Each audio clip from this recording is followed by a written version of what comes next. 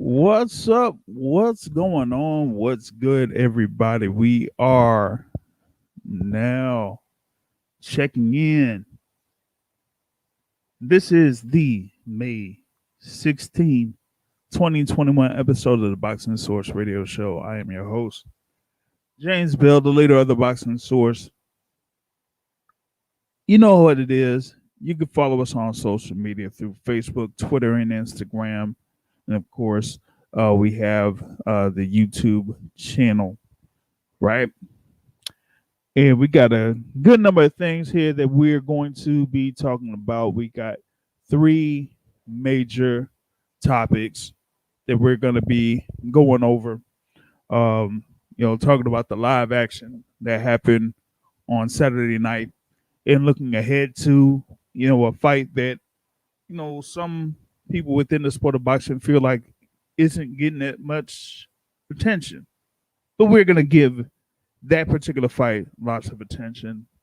And then to pretty much try to close it out, we're going to talk about what was said earlier today, which kind of like solidified what few of us knew was going to happen anyway.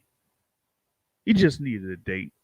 But we're going to talk about that particular fight at length too. But wanted to jump into, of course, what happened last night in a fight card that was on Showtime. It was broadcasted on Showtime over in California. And, last week, I did kind of have a little bit of a preview of the fight card that was on Showtime.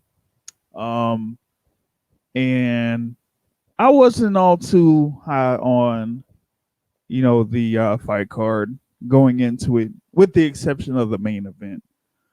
We did have one person on that did say, don't sleep on this, fight card or, what was going to be broadcasted. But I just didn't necessarily, put too much stock into it. But it ended up being a lot better than I anticipated. A lot better than I anticipated. But the thing with the main event there, I'll go into that. I was, a little bit off on that main event. But just getting into it, man. I mean, the first fight that was broadcasted on Showtime there, which was held in Carson, California, man. He had Xavier Martinez against Juan Carlos Burgos there in the lightweight division, and that was a sleeper fight, man.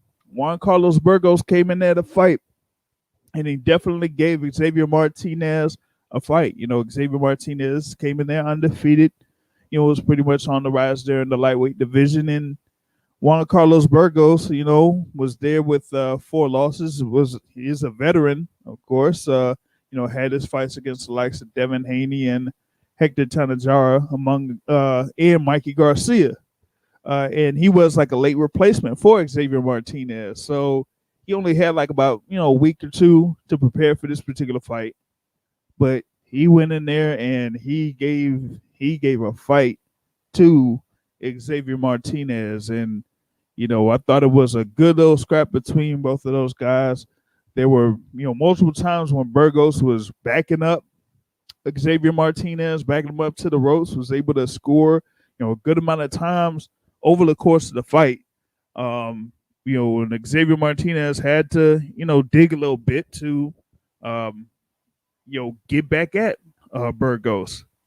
And it did last the full 10 rounds, and it had those scores. And, the scores just, kind of like were full of crap there for some people. 3 scores, unanimous, 99-91, 9 rounds to 1 for Xavier Martinez. So he's 17-0, but Burgos should have deserved more than that there, because he definitely took the fight to Xavier Martinez and should have at least got three rounds more than what was given out there. Real quick, wanted to add in a guest in to talk about, I guess, the action that happened last night, and then we're gonna get into a little bit more here if we got the time. But shout out to YSM Sports Media in the building. What's going on? Hey man, how's it going?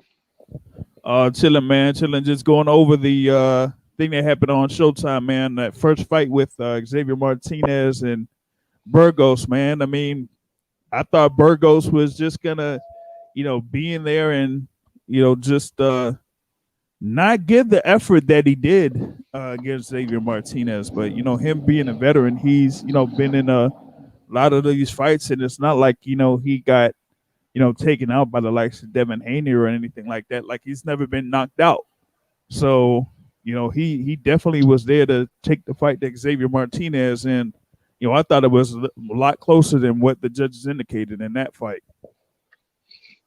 All right, so I can guarantee Burgos is going to get another A-level prospect fight because he's giving these prospects great rounds. He's not stopping them, not hurting them, but giving them great rounds and basically making their flowers bloom. Like, you get a chance to really see what your guy has against him. And while we all know it wasn't a 9-1 fight, but you can already read the handwriting on the wall. They want Xavier Martinez to be a major player. Yeah. Yeah, most definitely. I mean, he had this, his fight against Claudio Marrero that was like featured in one of those PBC cards last year. So they're trying to, position Xavier Martinez to, kind of like compete there within that 130, 135 pound division. So, we'll definitely see more of Xavier Martinez there in that, weight class. 2 back-to-back fire cards from PBC. Saw the Chris Arreola card. They looked at it on paper, and we had to stop judging fights on paper. But it was a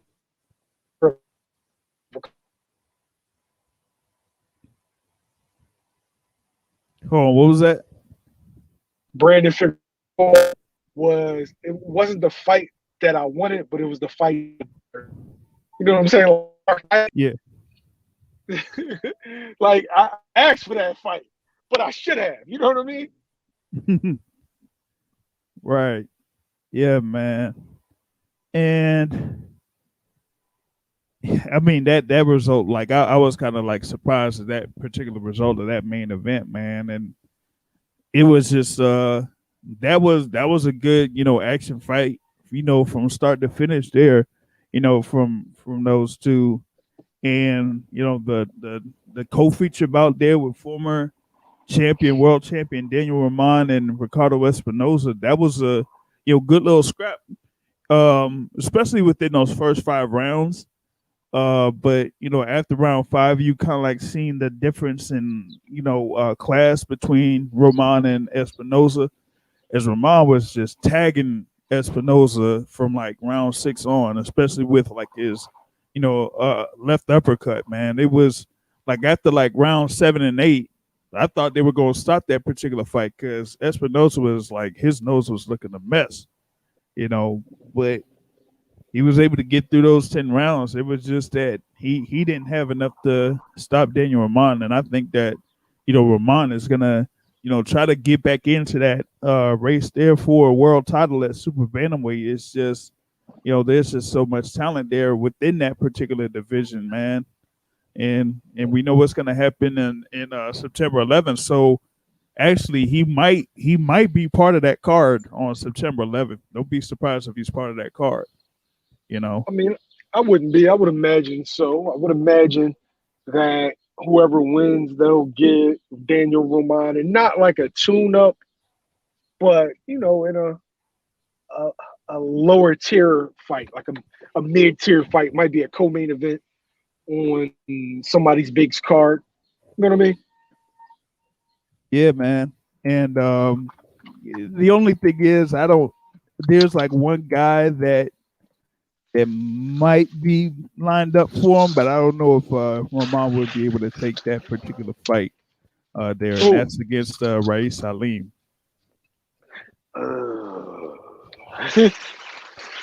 Okay, if you're this is the thing, right? If you're Al, would you risk, right? Would you risk Salim against Roman? I don't think so. Roman can beat Salim. He can. I'm not sure if he will, but he can. But yeah, I don't like at this particular point. I don't think he'll go ahead and make that matchup. I think it may be better off to keep Roman there in waiting to see what happens after this unification fight. Let's see here real quick, checking in. It should be brother Mike there while I see if I can get someone else on here in a bit. What up, Mike? What's going on, guys? Can y'all hear me? Yeah, I can hear you. Yep. I'm quasi doing some yard work, so I might not say as much. Oh man, he doing a whole garden out here, man. Like, come on, man, you be growing like some spinach and a side order of carrots.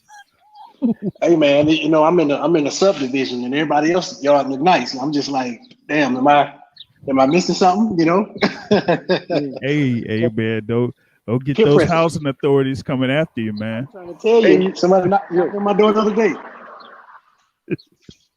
Hey, yo, you're old. Yeah, we can hear. You're an old head when you start worrying about how your yard looks. You know what I mean? Yeah, I'm trying to tell you, man. I just don't want to get fined. I just don't want to get fined. I feel you, man. I feel you. So, yeah, real quick, man. Did you, have any assessment of that Showtime card there? Main event, and those other two fights that they showed. Yeah, definitely. So obviously the main event, if you would have saw the beginning of the fight, I automatically thought a few things. Figueroa will probably go down like his brother. He can take the punches from the smaller guys. He can, use his head as a blocking mechanism and endure with it now. But the moment he step up to either a bigger puncher or guys who can really hurt him and lay punches down, it's not going to end well for him. He just happened to fight a guy in Luis Nery. How could you choose that as your game plan? If he had to have known that his gas tank ain't where it needs to be to throw 100 punches for 12 rounds. Versus, Figueroa obviously can throw 100 punches for 12 rounds. Like, I don't know. I blame it on somebody that coaches him for not giving a better game plan to make sure that he had a better chance to win the fight. I get where he came from. He was winning early, but I mean, he had to know that's not sustainable. Like, everybody had to know that.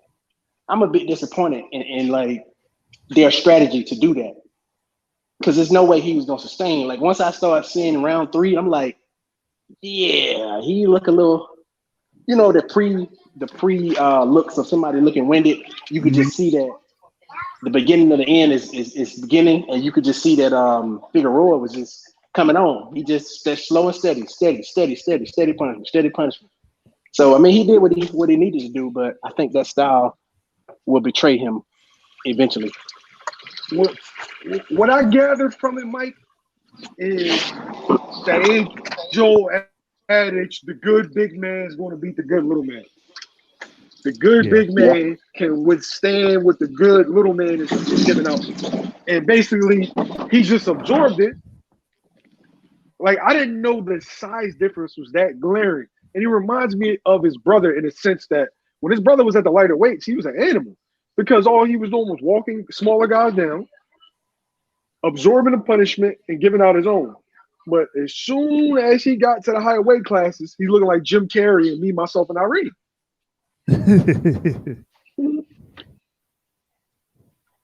True, man. He Like, did, but you nailed it, man. Nery was just coming up at from bantamweight to super bantamweight, and he tried to employ his his similar style to someone that was naturally bigger than him, and that ended up being his downfall. Checking in here real quick. It looks like Mr. Give Me My Credit is making a return appearance here, brother. World Rank on the line. What's happening? So much. Mr. Boxing is a business. Mr. Resume over KO lovers. Mr. Give Me My Credit. But this week I don't get no credit because I ain't picked Figueroa. I didn't either. Yeah, I didn't say it on the show last week who I picked, but I favor Nery. Better resume, better skill set. And he actually showed that skill set to a degree yesterday. But when you're moving up in weight, now you got guys who can take better, who are better suited to take your punches. And yeah, the stamina aspect for Nery really never came into place in other fights. He was tested in other fights. He's been in distant fights and hard fights, but Figueroa on this night just had the chin to withstand what Nery brought to the table. Nery seemed to be the better boxer. Even early on, it like he was the harder puncher, but as things went on, like you guys said, that stamina showed up, and he had issues fending off Figueroa, and the power, once you tie, everything else, it seems to be exaggerated more and more. And then, the defensive liabilities started to come out. And Figueroa landed the body punch, and, that was it. Yeah, that was the thing, man. It was like I didn't understand, Nery's strategy over the course of the fight. I mean, it was like a close fight, going through it. But I wonder if him not being with Eddie Reynoso was part of a factor, because we only had one fight with Eddie Reynoso, but he just couldn't stay there within that camp because he really didn't get that much time with Reynoso. So he's going from one trainer to another, still getting acclimated to being at the weight that he is, and it's it was I guess it was kind of tough for him, but with them going at it, it was only a matter of time, it looked like, before Nery was gonna get seriously hurt. Now, I mean, yeah, he looked like he was getting the better of Figueroa over the course of those rounds, but when you go up against someone naturally bigger than you, then you're gonna sooner or later feel the brunt of those shots. And I think that's what it was for Luis Nery. And it kind of reminded me a little bit of Paul Williams a little bit in his fights. It seemed like, the fights first start out, everything seems to be even. Even the other guy seems to be getting more off offensively on the taller, bigger guy who's not using his range or, his size. And then later on, it just seemed like that guy just starts weighing the guy down, and and eventually he starts taking over, and the body shots start to come in. The opponent seems to throw less, and it was exciting to watch, to see the transformation of the fight, because it was a good fight. It was a good back and forth fight. Nery was in it, and then it just seemed like one round, I don't remember the round, it just seemed like he wasn't the same guy. It just seemed like everything had just slowed to a crawl. And one thing about something you guys were mentioning was in terms of the styles, I think Nery was never gonna be a boxer. That's not his style. I mean, his style is to come forward and try to destroy. So right. Being at the level that he was at, that got him to this level, we can't just transform somebody who's a normal come forward fighter, pressure fighter in his own right to try to sit here and try to box for 12 rounds and try to like his strategy was his strategy. And I actually think he did better than I thought he was going to do in terms of early in the fight, moving his head and being defensively responsible. But he's never been the fleet of foot boxer type. So I don't know how we think that he was going to implement that type of style in this fight if that's not him from a fight to fight basis. So, Right. Warren, I get you saying that you are who you are, but what strategy would have actually allowed him to make it A through 12 rounds and B potentially arguably have an opportunity to win the fight? What strategy would have allowed that? I think when looking at the fight, this is just me personally, I think he underestimated the stamina aspect. I don't know if that has to do anything with his past, with the weight issues, and also Figueroa largely is not a hard puncher. So he was effectively taking the headshots. So I think he kind of underestimated Figueroa. And I don't think that the implement of plan of what you're saying is something that he's capable of doing at that stage. That's saying Paul Williams, who he was as a fighter, he never really changed based on the opponent. He was who he was. Whatever he brought you to the table is that got you there. BJ Sanders, he can't be a different fighter that he was against a lesser opposition against Canelo. He's the same guy. He just has to be better or sharper at what he does well. You can't just throw everything that you brought to the table out the window because the styles don't match. You can't. Fighters aren't. We don't have that type. Not everybody has that type of skill where they can do several things and be better at it, be good at it, just because the opponent's bringing something different to the table. So the translation is that he had no opportunity to win. It was no way he could win this fight. Nah, I think he underestimated the stamina aspect and Figueroa's power. That's it. Changing his style, I don't think would have better suited him to win this fight because that's not him.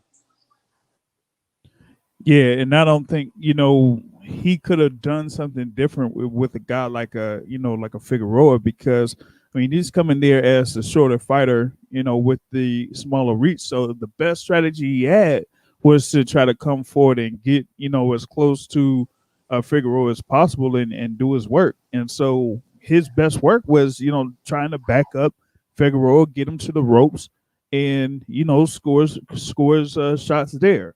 But if it was like anything where Figueroa would be in range and be able to jab or come off the jab, then he would have eventually been broken down either way. So what he did was that was his best shot of winning the fight. Yeah, it ended up having him getting stopped, but what else could he do at that particular point? There, just looking at it. And I don't know how I didn't look at it, because I really did Nery in this in last week, man. Yeah, man, that was just bad there in that point. But is it possible that we saw Omar in his recent fight or his recent fights and put that on Brandon, and we underestimated Brandon as his own level of being better than Omar in terms of maybe toughness and maybe even a little bit of more skill? I don't know what the difference is per se, because when I see both of them, I really do see the same fighter, but there might be something in Brandon that Omar doesn't have. And that might be the difference between what we thought of Brandon and, what Omar is. I mean, maybe you did see some similarities with, Brandon and Omar, when, Omar was in the lower weight classes there before he, moved up to, welterweight and whatnot. I see the similar things in Brandon in that he has the dimensions to give people problems in the current weight class that he's in right now. And I think that when he was part of that pay-per-view card there when he fought Damian Vasquez, he, was there, and he kind of was one of the more impressive fighters in that pay-per-view card there when he eventually got the stoppage victories. But I think going off of that, he's kind of been one of the more impressive fighters within that, particular weight class there. But I think that, yeah, what you were saying is that, maybe some people did kind of like see shades of Omar Figueroa Jr. in Brandon Figueroa, and maybe he's not like that. And one thing I wanted to touch on, what something Mike Grady said about his style. That style in general has a life expectancy on it. Like that style won't last. I don't know how old Brandon is right now, but that style always catches up to whoever fights that style. That somebody is going to catch up to him at some point because of that style. Well, I think there might be a guy that could get to him, and that guy will be facing him on September 11th, and that's Mr.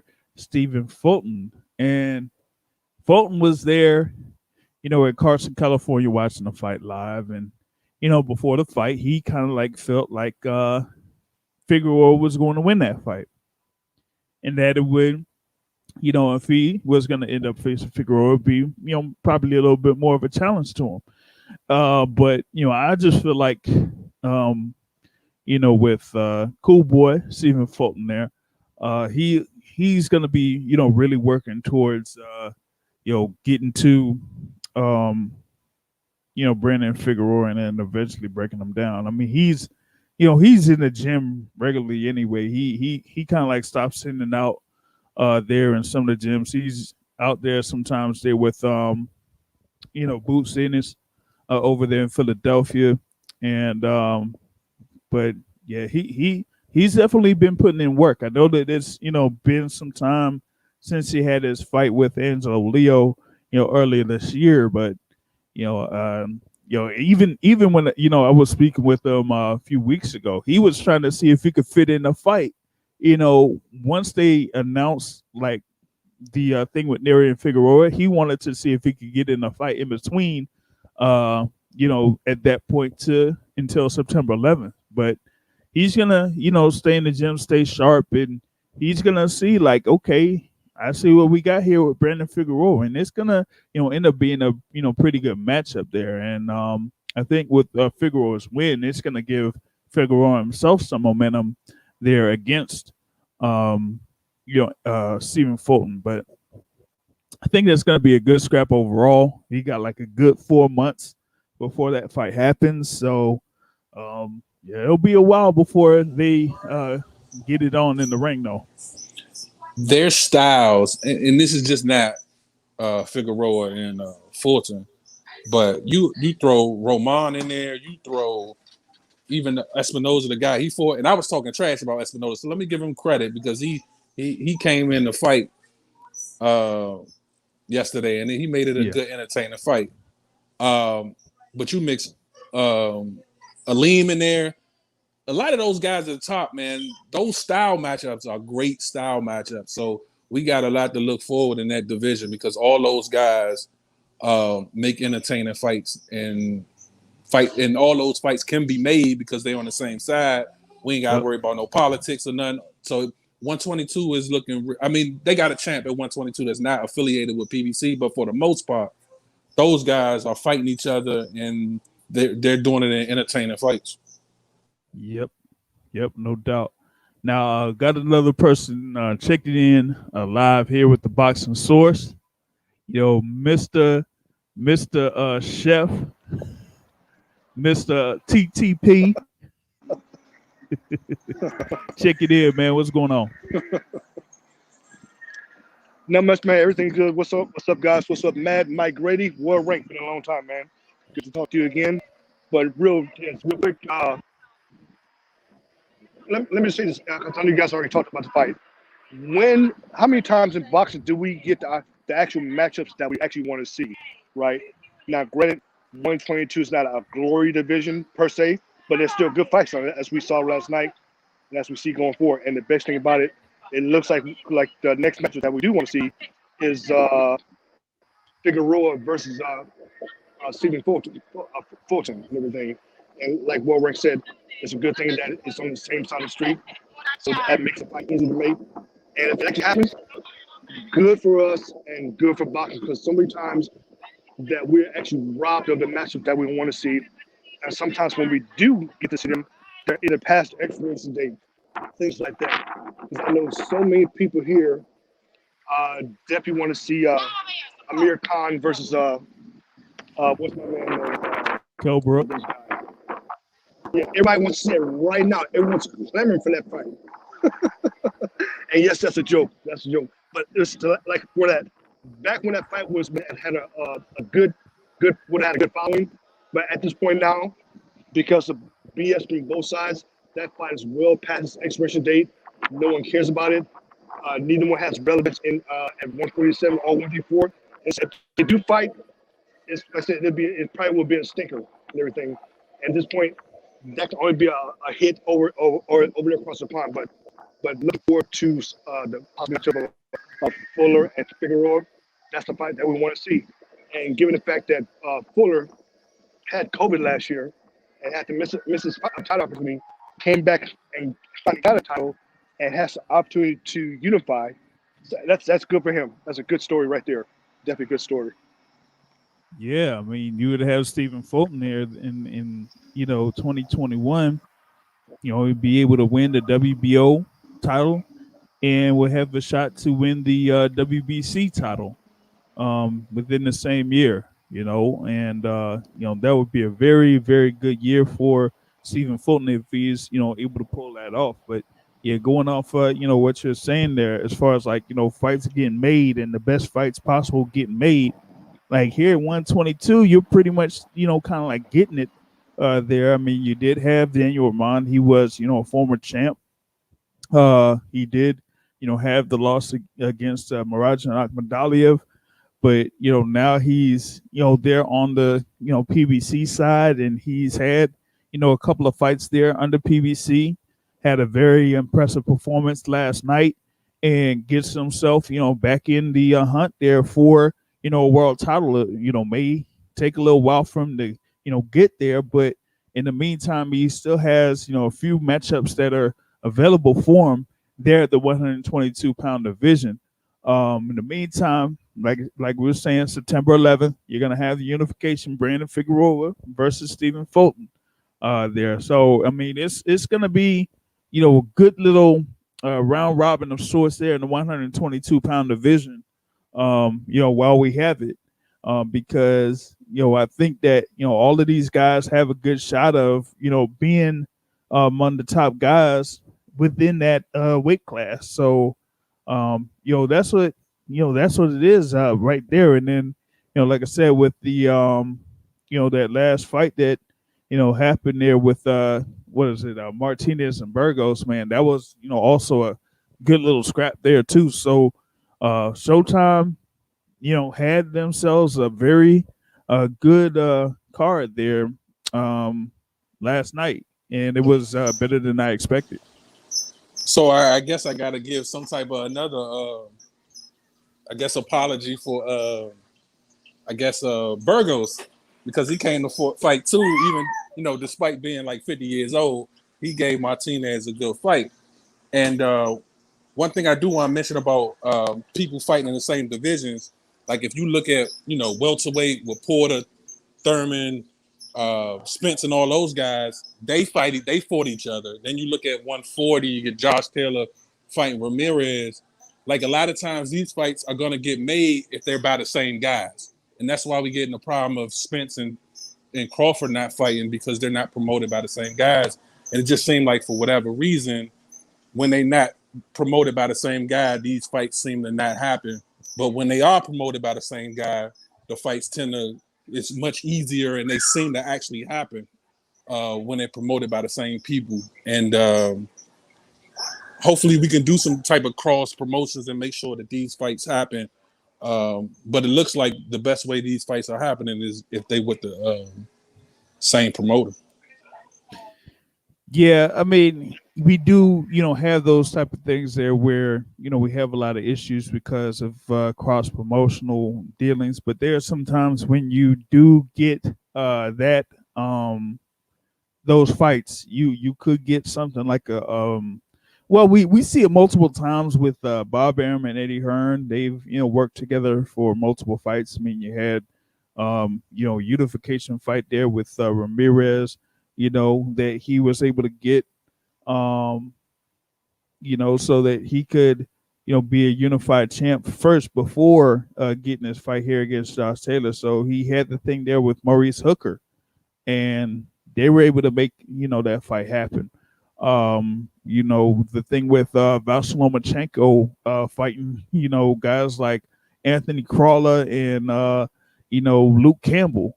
That's another thing there with Top Rank and Matchroom. So there are some cases where we do get those type of cross promotional deals, in the large scale, but outside of that, you don't really get it as much as people would think that should happen. Other than Wilder and Fury, that's a great. I was just gonna say, other than Wilder and Fury, Yeah. one thing you don't hear though is the PBC Top Rank combo. Right. Yeah, we don't. Not like a cross promotional type deal, like where you have, Bob Arum, working with Tom Brown or whatever it is, but you get like a couple of guys under Al Heyman going to have fights that are under Top Rank, but those like the second tier guys mostly. It's not like the top tier guys that end up having main events on PBC cards that are on Fox or back in the days NBC or anything like that. You don't see that. So it looks like actually we have like probably another thing that kind of like fell through when it came to cross promotional between Top Rank and PBC or whatever it is.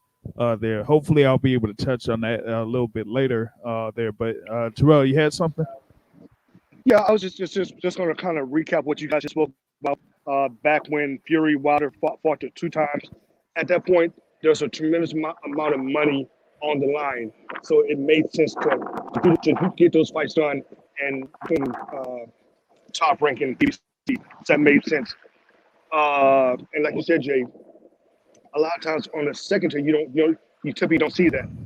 And even something that should happen. What was it? Charlo and Andre. I mean, it's not going to be a prime top fight, but it was an opportunity to cross for two different countries to come together, do some quick business, and get something done. But it didn't happen. And like I said, it's just disappointing when there's certain fights that we do want to see and they don't get made. If they do get made, a lot of times they're past the expiration date. Because at this point, put like this, for example, Crawford, Errol Spence, everybody in the world wants to see that. Even some casual fans, things like that. And at this point, when Crawford gets out of his Top Rank contract, and the fight still doesn't happen by let's say in the next year. Why? Why not? And that kind of those things just sour your taste in boxing, and really for some people move people away from the sport. So that's something that should happen. If it doesn't happen, why not? So it remains to be seen. So hopefully we can observe those things going forward. Yeah, no doubt there, no doubt. I mean, that kind of is part of the thing that really frustrates me as far as like, some of the biggest fights not being able to happen. Like you said there with a clear example of Terence Crawford and Errol Spence Jr.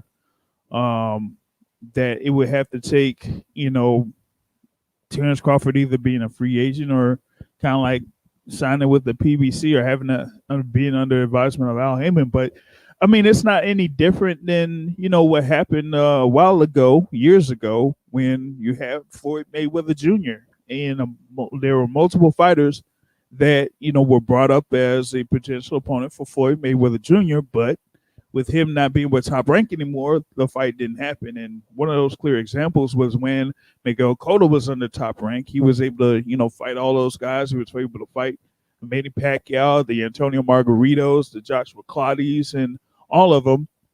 But after his second fight with the Antonio Margarito, he became a free agent. And the first fight that he had as a free agent was against Floyd Mayweather there, man. So it's like you kind of like prevent the sport from getting the best fights that they could possibly get, by not working together with these other promoters. But, at the same time, like those that are under the same promotional company, we're able to get, good fights. I mean, we're going to have at least two undisputed title fights there with two different, boxing promotional organizations there.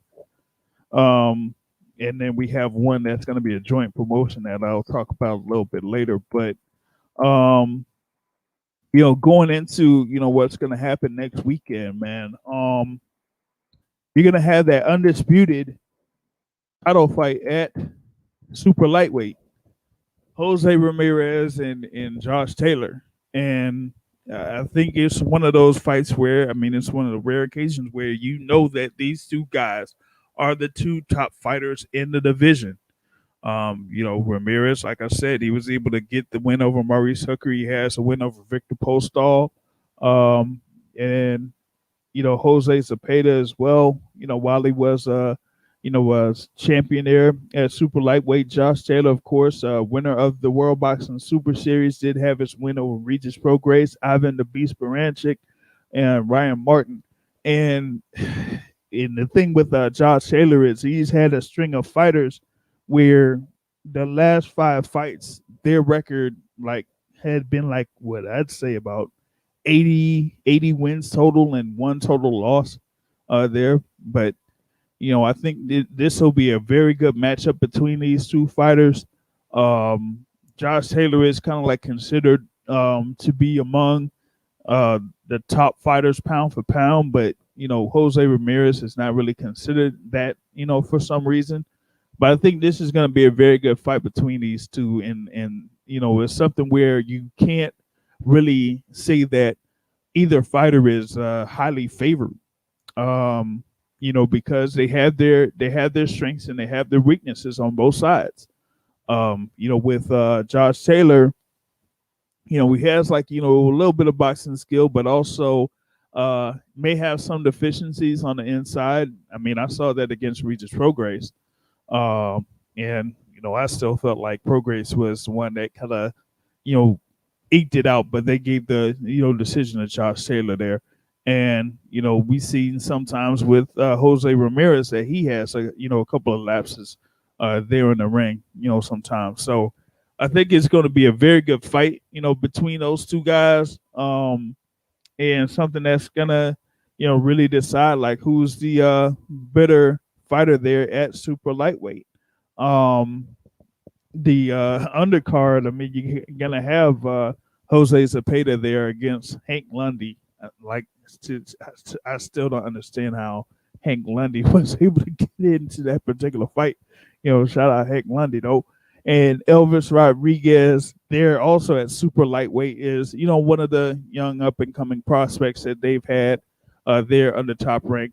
He's had a few good highlights there last year going up against Kenneth Sims Jr. But, the headline there is Josh Taylor versus Jose Ramirez, undisputed super lightweight title there. And what are y'all thoughts on it?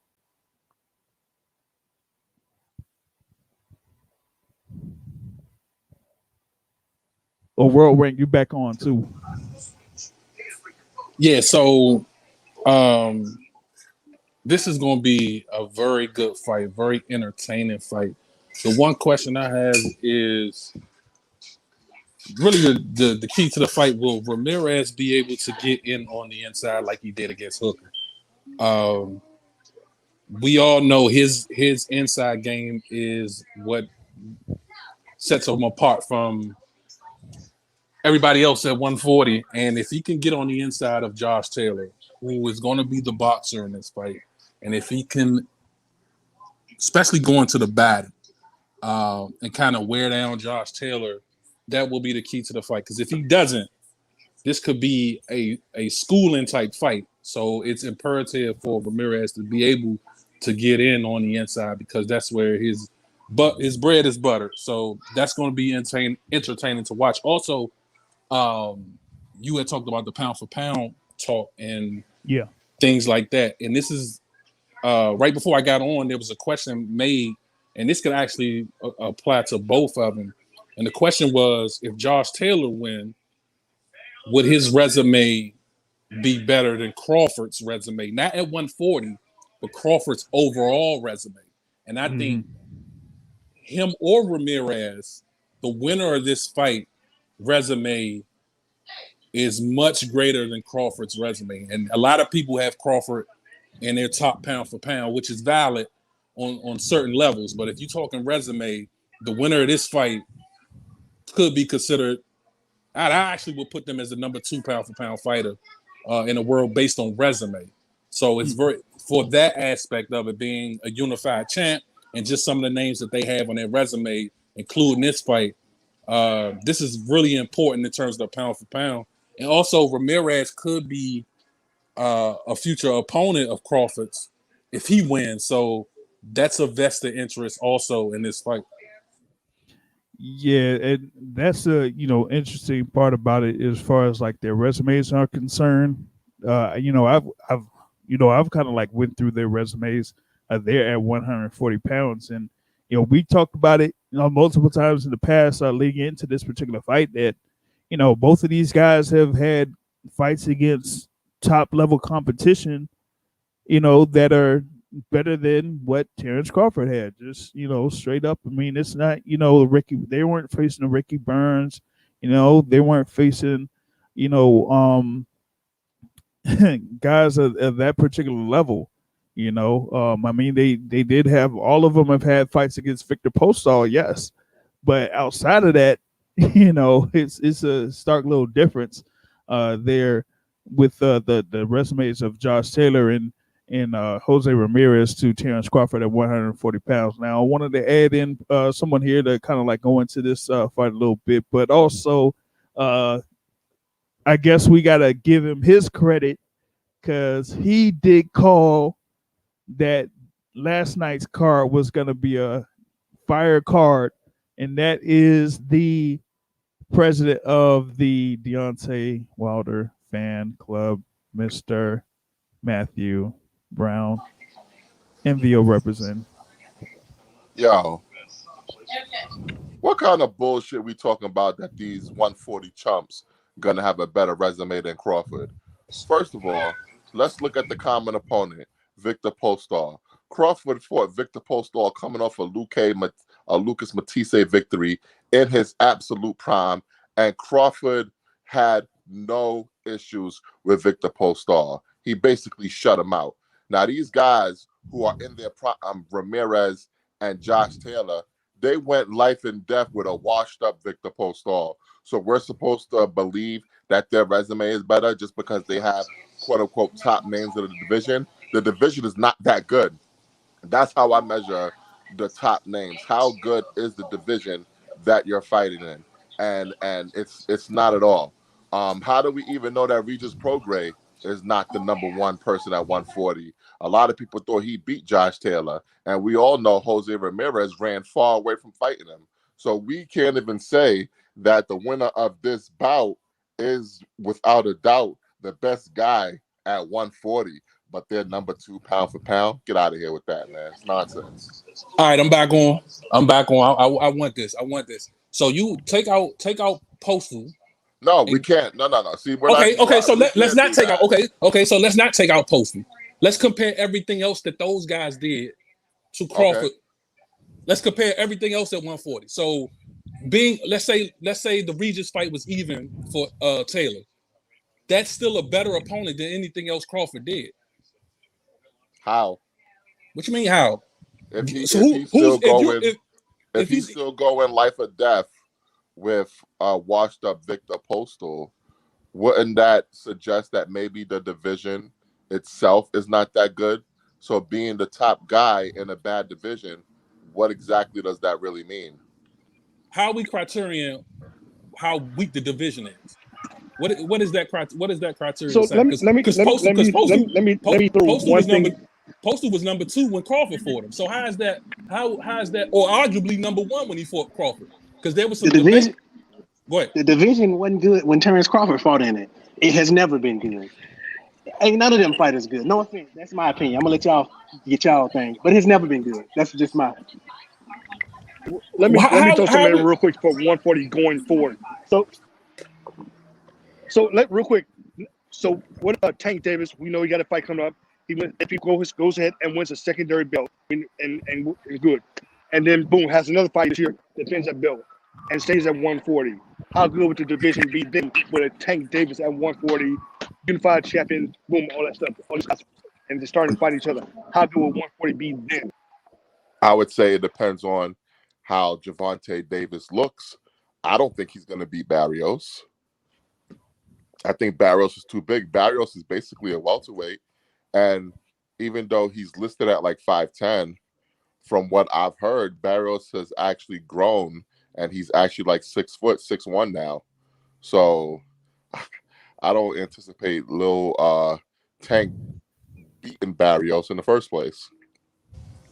all right, so let's go back to the debate about Crawford and Taylor and Ramirez. So who is Crawford's second best win at 140?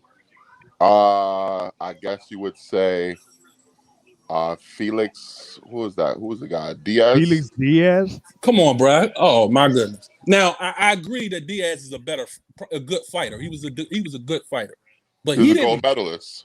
But he didn't beat anybody. He's a gold medalist. Okay, that don't mean that you're a good pro, or that you beat anybody relevant as a pro. Okay. All So right. we comparing Felix Diaz to unified champions. But Ramirez. let me ask you a question. Okay. So we'll say the second best person that Taylor beat was who? Ivan Baranchyk? A former champ. Was Diaz ever a champ? Well, that's because, yeah, Diaz was a champ. Well, wait. Wasn't he a champ at 140? I don't think so. Yeah, I don't think he was a champ at 140. Who am I thinking about? Oh, the African. But look, Ndongo was a champ, and I don't think he was that good. Just because you got a belt don't mean nothing to me. Right, I agree with you, but that means you reached a certain level. Now, Ndongo, how he got his belts is debatable even by Mike Grady. I get that. Okay, so Ndongo did accomplish something, but Regis went through him. So if Josh Taylor, let's say he's even with Regis, because he was, win or lose, whoever won that fight, it was even terms. It wasn't no dominant performance either way. Yes. So Regis is levels above whoever Crawford's second best win is. Well, do we really know that? Because a Terence Crawford fan would tell you that once Bud beats them, they're never the same after that. I mean, Ndongo was never good, but he's for me, he's a credible name because he did accomplish something. And to me, accomplishing something means something. But obviously, Regis washed him. He washed him with no problems. So, and everybody who fought, I mean, there's a point to that because Ndongo really was trash after that. He never got any recognizable win. He didn't do anything after that. But Ramirez going to Hooker's hometown and taking the belt from him in great fashion. And Hooker, how good is Maurice Hooker? Ndongo was trash before the Terence Crawford fight. Hooker is at least the equivalent or better than Ricky Burns. And Ricky Burns' fight wasn't even at 140. Who else did Crawford fight at 140? All right. You got Thomas Delorme, Nery Jean, Hank Lundy, John Molina, and the guys that were mentioned. And now, let me ask you a question. If Hank Lundy can upset Jose Cepeda this weekend, does that make the Crawford win over Lundy look much better? Absolutely not. It will make Cepeda look worse. But I don't understand. Because Hank Lundy is not good. So if he beats Cepeda, it's more about what Cepeda is, not more about Crawford. Okay, I respect that. Well, I just when you compare resumes, you beat a unified champion Hooker. You beat who else did he beat? Who else did Ramirez beat? He would have beaten Taylor. I'm saying whoever would win this fight, he would have beaten Taylor.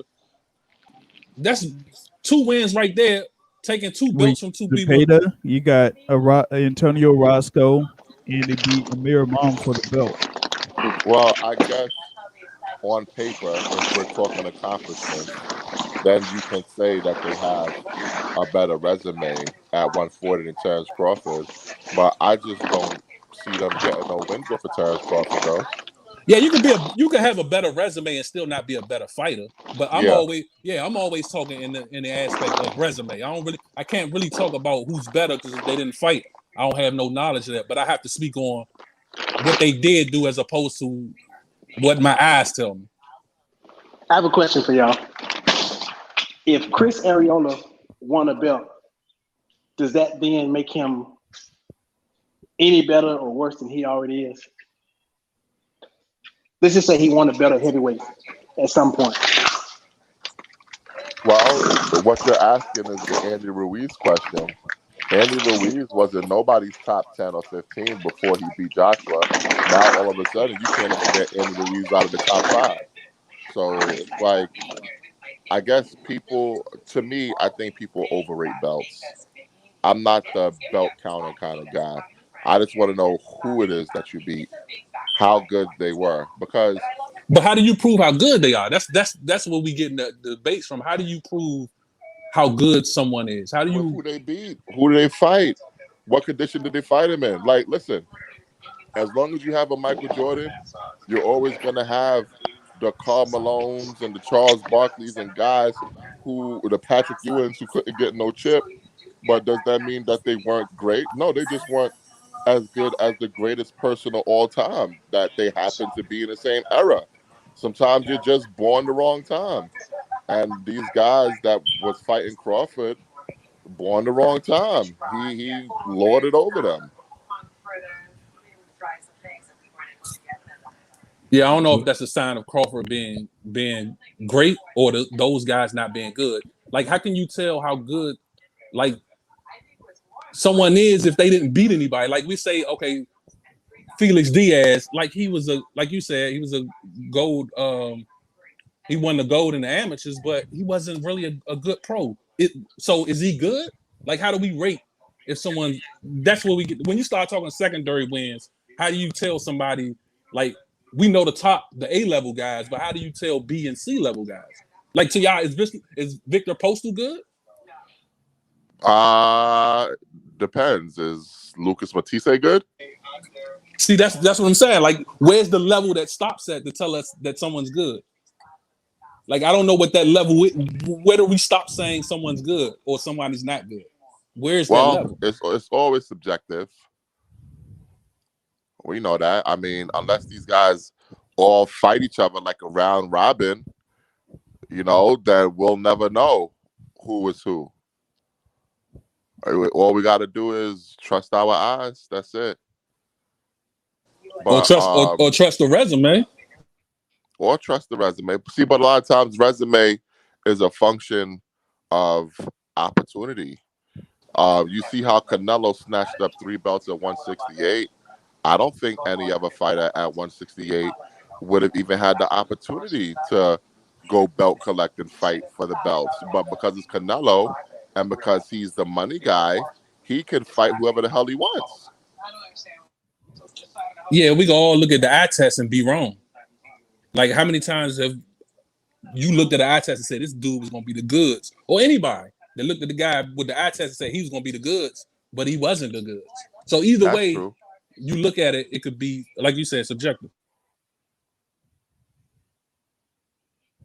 Yeah, it kind of like is up in the air. Like the thing, you're bringing up with Felix Diaz, he had been, bouncing up and down from, welterweight and super lightweight.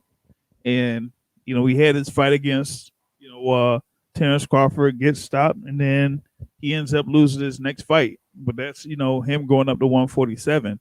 And he's only had like one other fight since. So it's hard to gauge like someone like a Felix Diaz when he hasn't had much, activity since his fight with Terence Crawford. But like the likes of Ndongo or, or John Molina Jr., And well, we're gonna see what's up with Hank Lundy. But Hank Lundy, he had one fight where he lost over in Philadelphia against Avery Sparrow. So I'm like,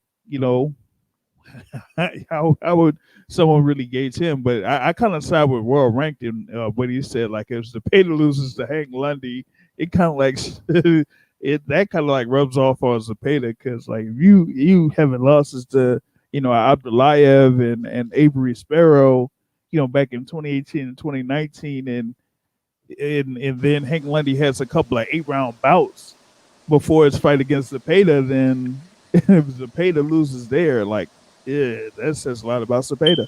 And he lost to John Molina back in the day, and nobody think John Molina good. Yeah. He also lost to well, he lost to he lost to Victor Postol at 140. He also lost to Victor Postol at 140. So that's who Victor Postol beat too. Oh man. But yeah, that's kind of like what's happening there, man. So I'm looking forward to that fight, man. Undisputed at 140 pounds. It's something that I guess not enough people are talking about. But I'm gonna just follow that and what's going on. But before I get into like that third topic, like someone mentioned Terence Crawford, and I've kind of heard something that came up over the past couple of days when it comes to Terence Crawford. Matt, I'm not sure if you kind of like heard about it, but Are we talking about in reference to Showtime Sean Porter? yes, I'm talking about yeah. Showtime Sean Porter. Now, I haven't, listened to what Sean and Kenny have talked about, but there have been reports that have summarized what Sean Porter has said. And Matt, I'm sure you kind of like went over what was said and how everything has kind of fallen apart when it comes to Terence Crawford and Sean Porter. Yeah. So open the floor to you, Matt, on that. So Sean Porter was just basically saying he's going to be back in July in 8 to 10 weeks. He's going to move on because Terence Crawford didn't really seem interested in making the fight. So his father and manager, I guess, Kenny Porter, basically detailed what happened, that they went down to Top Rank headquarters looking for the Crawford fight. They spoke to Bob Arum directly, and Bob Arum said he's not going to make an offer for the fight. That basically they don't want the fight. There's no other way to put it. They did not want the Sean Porter Terence Crawford fight. So that video was posted by my homeboy Lex from Sunday Puncher. He posted it on his Twitter account, and lo and behold, Bruce Trampler actually responded to the post, and he said Kenny Porter, the way he described it, is absolutely right. And we know Bruce Trampler works for Top Rank, Hall of Fame matchmaker. He basically says that there's no money for Crawford versus Porter because of the fan situation, because this fight is not a Texas fight. It's not a Florida fight. He said this fight has to be in Vegas or New York for Top Rank to do the fight, and it has to be full capacity fans. So a fan responded, hey, listen, why don't y'all just put it where you need to put it? Guarantee Crawford $6 million, guarantee Porter $4 million, $60 pay-per-view, let's go. And he said those numbers are way too high. So basically, you can't spend $10 million to make Crawford versus Porter for some reason. I just don't get it. but they were able to get money for Crawford versus Khan. They Yeah, were but able to Amir get Khan's not money. black. Yeah, no. Well, yeah, whatever. But They always got money for the B side. they got Unless he's black. how much money they got for Kel Brook? What was that What, two like 2 million? million?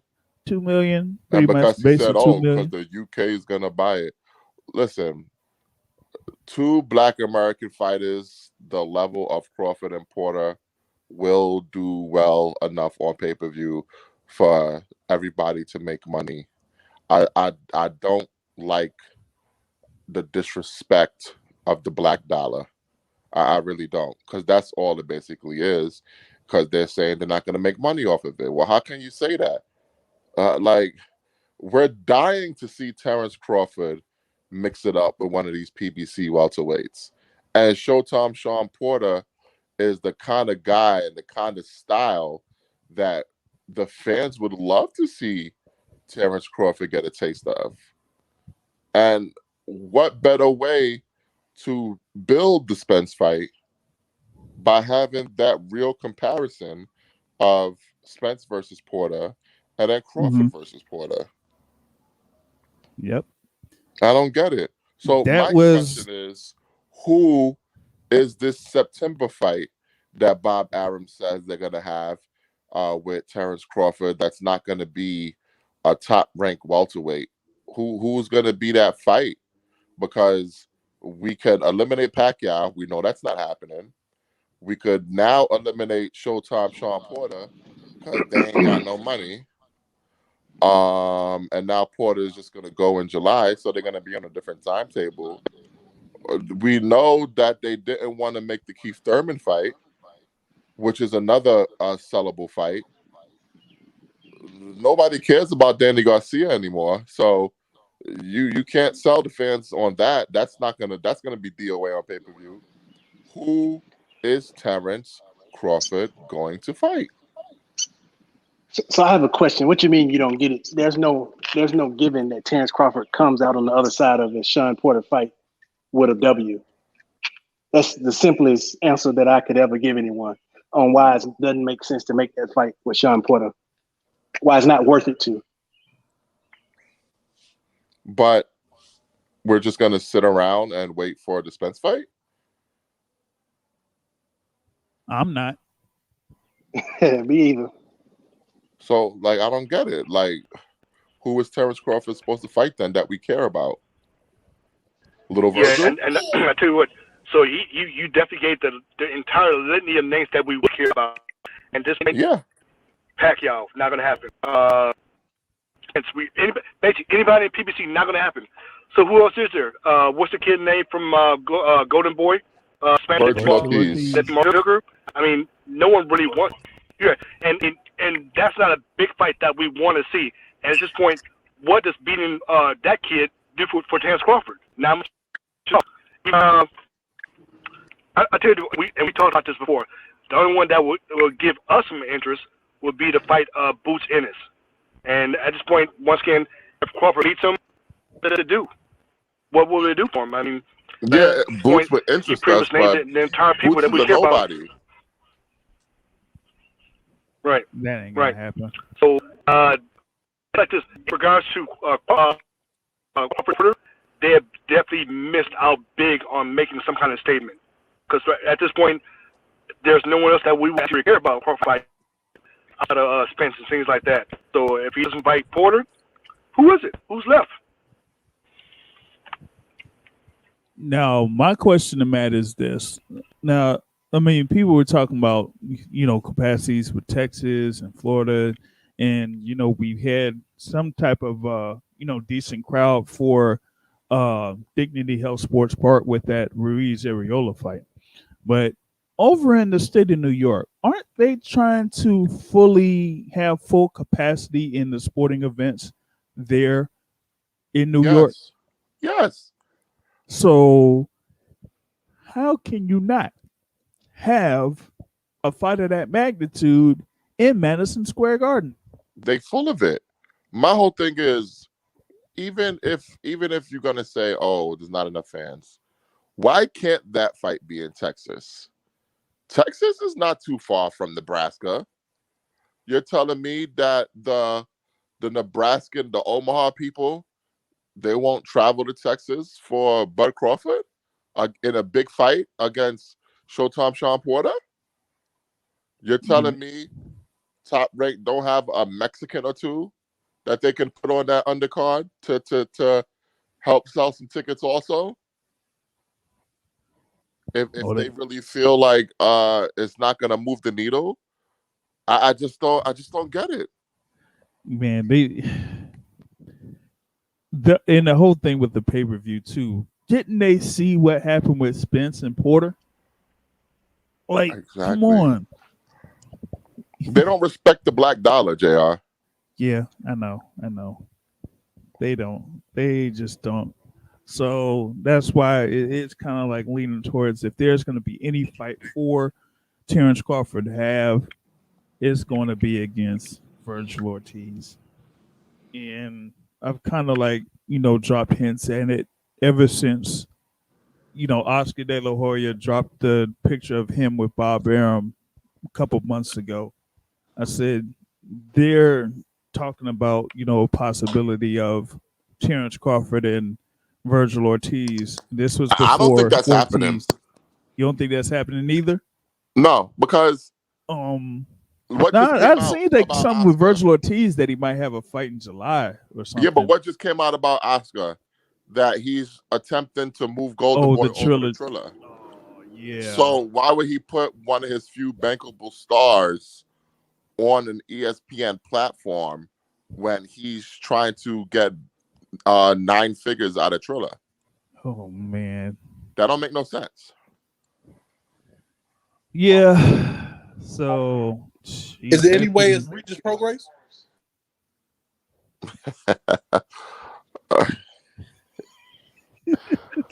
I don't know. Regis is an interesting cat. I mean, he's a free agent, right? Yeah. But who would be interested in a fight between Crawford and Regis Prograis, though?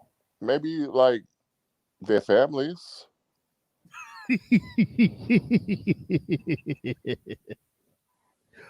Oh man, that's I ain't paying to see that. Yeah. Yeah, I wouldn't be too interested in that either, man. That just wouldn't, get me, up to being psyched up for that particular, type fight. That's just not gonna move the needle for me. Hey, hey JR. Yeah. This the same guy who told me to pay $50 for some regular fight 2-3 months ago. Which one? I don't remember. It was one of these regular fights that they charged a premium fee for it right when boxing first started happening. And you was like, pay for it. You didn't say that, but that's what you ultimately said. It probably wasn't a regular fight. It was. It was like a regular fight, but then they charged us for it. I know, man. It couldn't be the Charlo doubleheader. Might have been. That was one of them. It was a string of fights. The Charlo doubleheader was well worth the money, by the way. It was worth it. It was worth it for the people who pay for it. But it was a string of fights. It was a string of them. Oh, I was trying to talk mess. It didn't seem to hit as hard as I wanted to. I'm raking leaves too, so that's my excuse.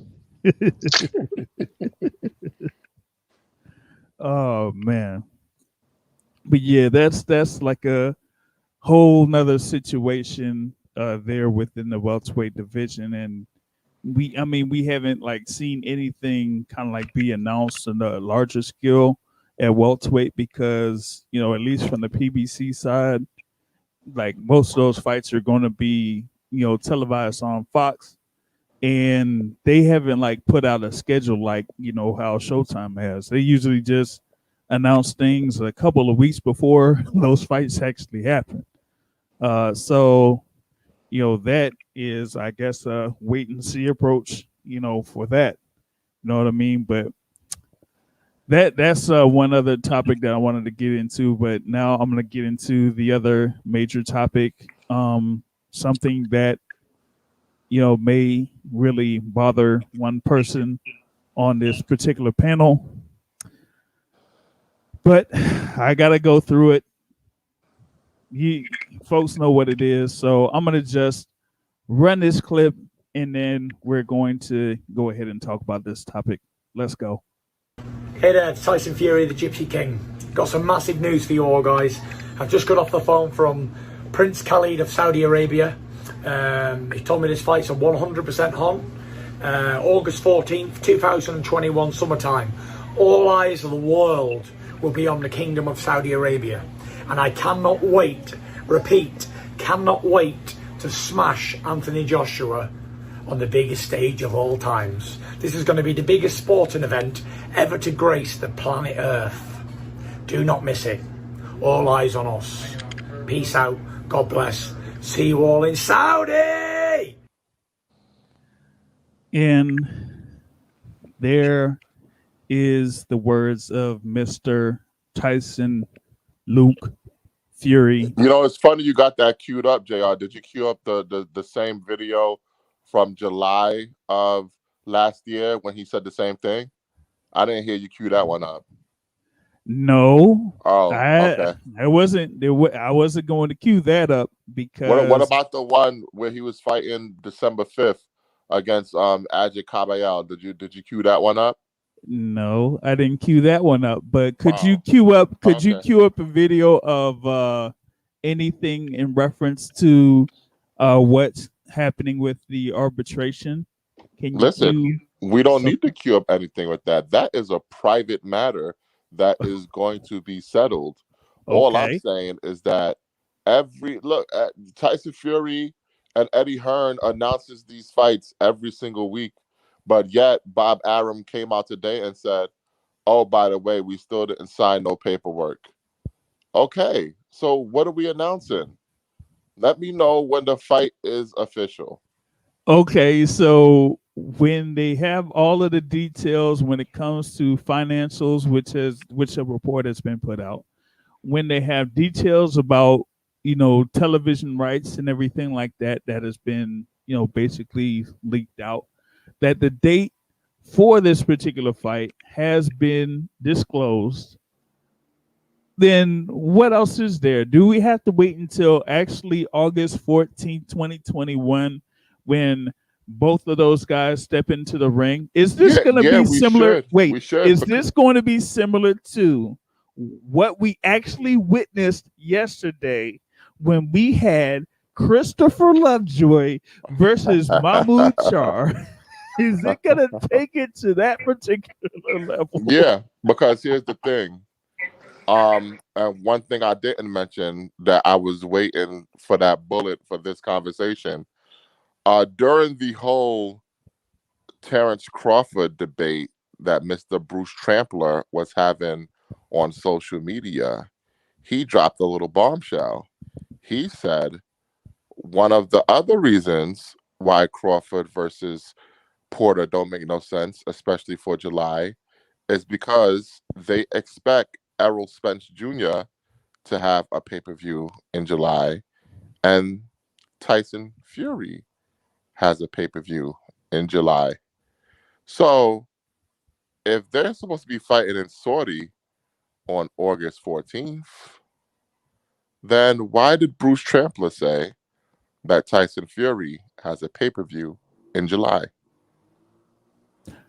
What would Bruce Trampler know about this particular activity that he wouldn't disclose to ESPN? Only thing I know is Bruce Trampler is part of the team, and so is my boy Evan Korn, but you don't see me talking about what Evan Korn Evan says. Korn's just PR though. Come on now, he's just a PR guy. But I sent you the exact quote from Bruce Trampler. He clearly said Fury already has July pay-per-view. So, And once again, Bomb Squad out. Let's go. so I wait sent a it to you. minute. I sent it to you. I Go know, look I at know. it. Go look at it. Uh-huh. So he says this, Uh-huh. right? And then the next day was when Fury releases that video. Yep. So here's my thing, right? Yep. Once again, when you have multiple organizations reporting that the Fury Joshua fight is taking place on August 14th, why isn't there people within Top Rank putting a halt to those reports going out? What do they care? First of all, they don't work for The Athletic. The Athletic is Eddie Hearn's PR. I didn't say anything about The Athletic. Well, that's where the original report came from. Like, one thing I've learned about news organizations is that a lot of these guys just parrot what the original report says. It's not any original reporting being done. So for you to say, well, other news outlets said it, well, what exactly does that mean? It just means that they parroted whatever the original report is. So the report is about the original report. It doesn't mean that they have any type of information regarding the situation. In the words of Dan Rayfield, that is journalism 101 for you, Mr. Coppinger.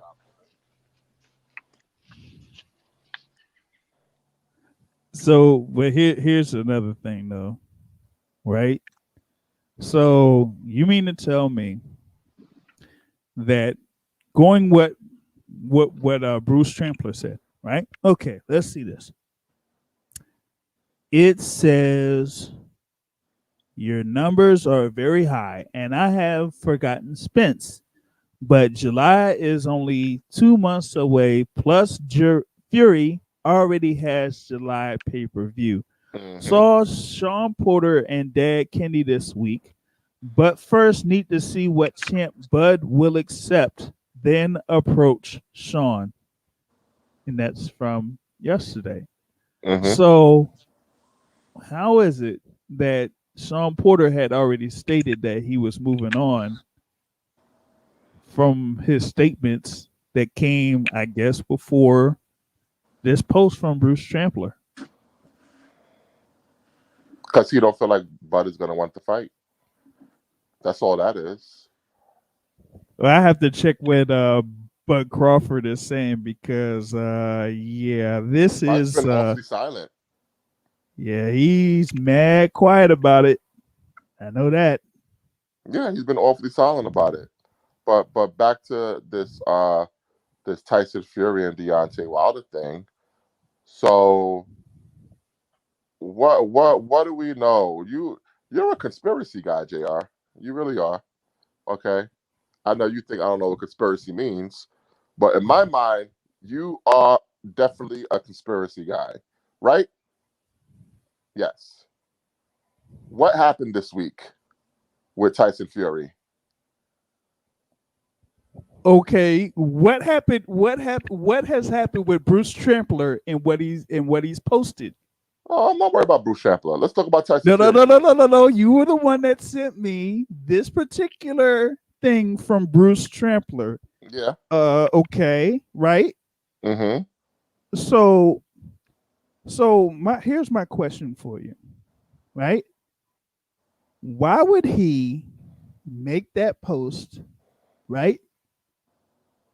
And hold on a second. You know what? I'm gonna have to look into this a little bit more. Please do.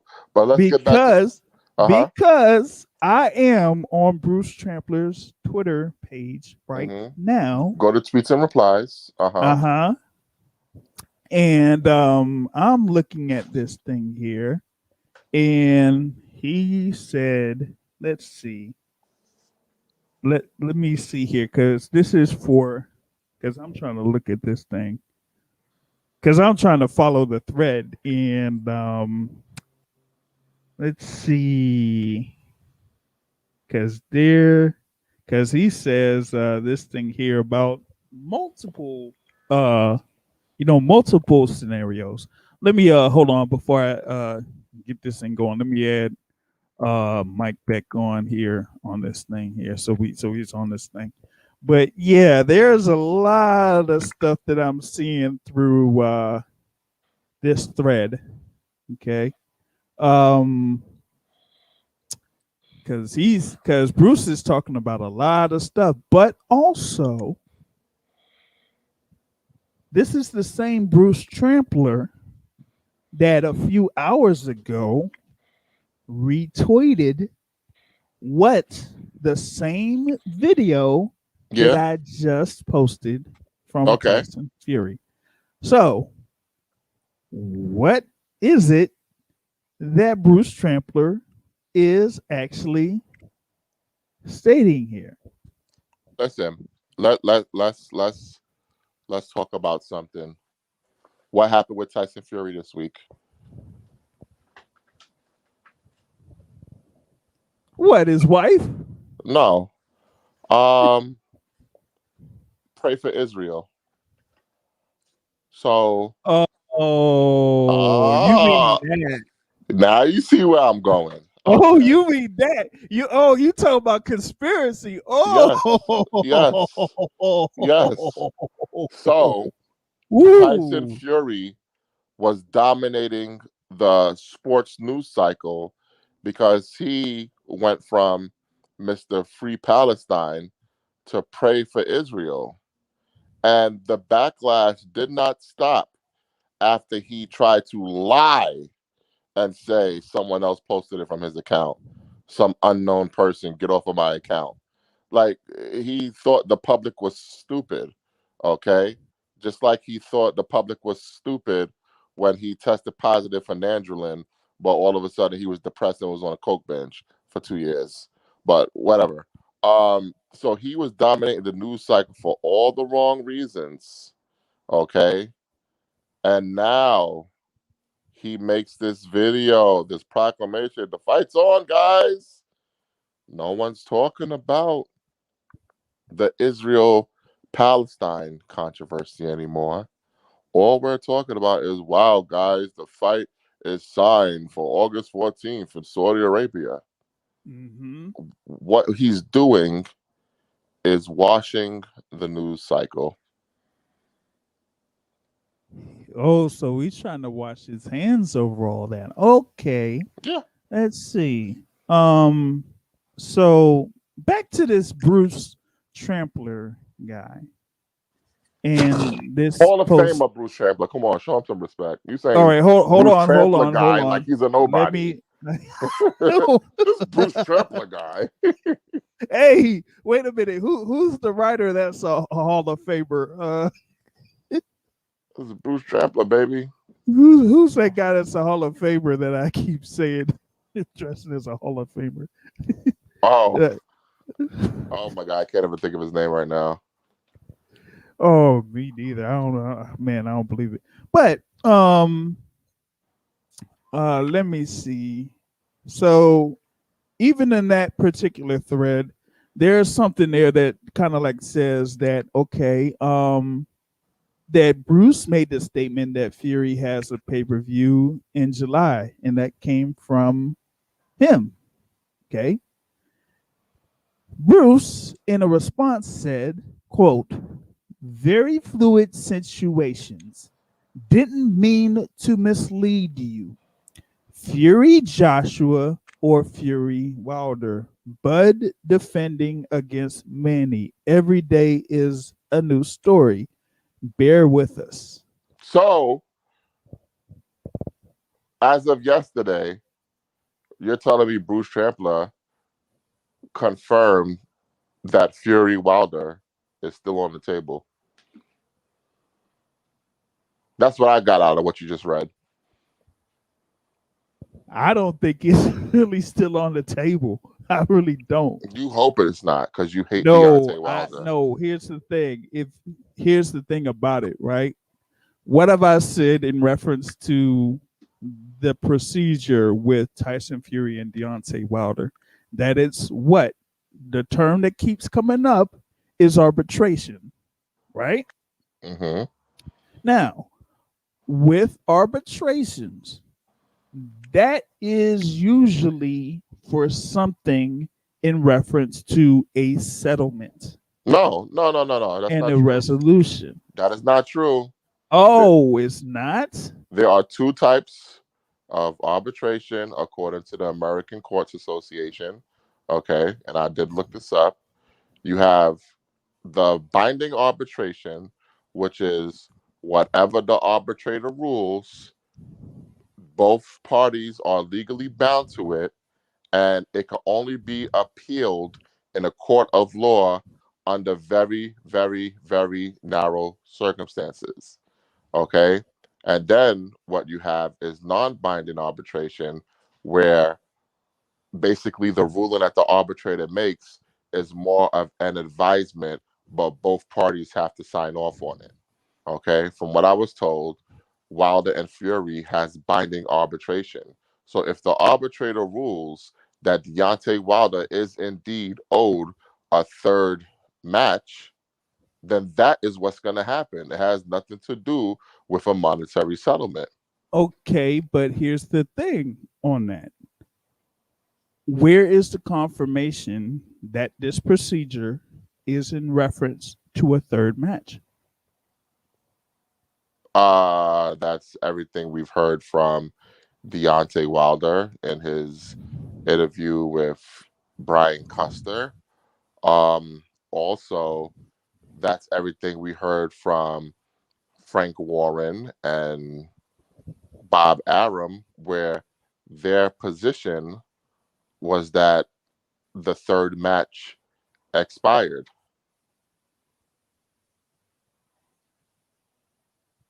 If it was just about money, it would have been settled by now. And also, if it was just about money, it would not be holding up Joshua versus Fury. But as we've seen with how long Joshua versus Fury is taking to officially announce and put pen to paper, arbitration is a huge factor. Could the arbitrator say he's rewarded a third fight, but it not be the next fight? Well, the arbitrator can say what he wants. I mean, he's the arbitrator. But from my understanding, he's going to interpret the language of the contract, and the language of the contract called for an immediate rematch.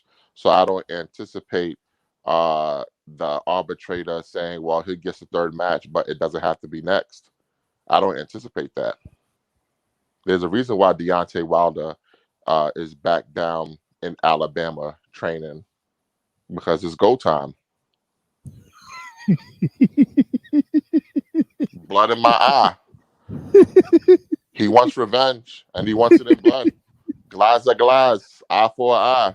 Oh my God! We back, oh baby. man, I wish I still had that video on cue. Yeah, we back, baby. The thief is going to get what he has coming to him. He don't need no tune-up, though. What he need a tune-up for? I mean, that beatdown was bad. I'm just saying. Oh, why? Because Fury punched him in the back of the head. In here round we 3 go. And threw off his equilibrium for the rest of the fight. My What are the odds ears of that is happening still again? here. And if you look at the training videos that Deontay Wilder has been doing, he's been very focused on avoiding the hook, which is the punch that landed to the back of the head that did him in. Okay, like we're back. Like I don't. JR laughing, but y'all all are gonna be crying later. I'm telling you that right now. We back. The bomb squad is back in full effect. Oh, I wish I had laugh tracks available, man. Cause yo. All right. Y'all keep laughing. My God. Y'all keep laughing. We back, baby. Oh my God. We back. The king of boxing is back. Listen, we still have that side bet available with that rumor report. So I'm waiting because this supposed decision on the arbitration is supposed to be coming within the next couple of days. Mm-hmm. So if that is the What's the side case. bet? Huh? Oh, side bet is that the thing is that Mr. Matthew Brown of MVO has held on to the notion that Fury is going to fight Wilder next. While all of these other indications have leaned toward Tyson Fury versus Anthony Joshua for the undisputed heavyweight championship. So he said that once arbitration comes down, then it would probably be released that Fury is not going to fight Anthony Joshua and will fight Deontay Wilder. And so we're going to have a live on Facebook where Matthew Brown, if, and this is a very, very big if, he is right, that on Facebook Live, he is going to laugh for at least 5 minutes straight because he would feel that he is right, that he is vindicated, and that quote unquote justice has been served, supposedly. Oh, no. Justice won't be served until Tyson Fury is stretched out of the ring after Deontay Wilder cracks that egg head of his. That's when justice will be served. But this is just the next step on the Bomb Squad revenge tour. You remember I told you about this revenge tour? All enemies of the Bomb Squad shall have no good happen to them. Okay? And that's what's been happening. That's what's been happening. And now Deontay Wilder is going to get his third match. It's going to be in July. It's going to be on pay-per-view. And he will avenge that loss that Kenny Bayless, that crab in the barrel referee. The crab in the bucket referee and Yes. disloyal striker. Yes. He will avenge that loss. I agree with everything with Matt said. But don't you have to have a Facebook account to do that, though? I got a Facebook account. Okay, all right. You It's gonna a add me secret back account. again? You gonna add me back as your friend again? Yeah. If I can find you. Don't worry about it. Don't worry about it. Oh my God. I got a secret account. I'm just not trying to get reported, you know?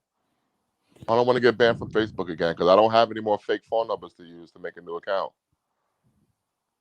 Oh man. Oh, so supposedly either July 24th or July 31st, Mr. I think it'll be Matthew the 24th.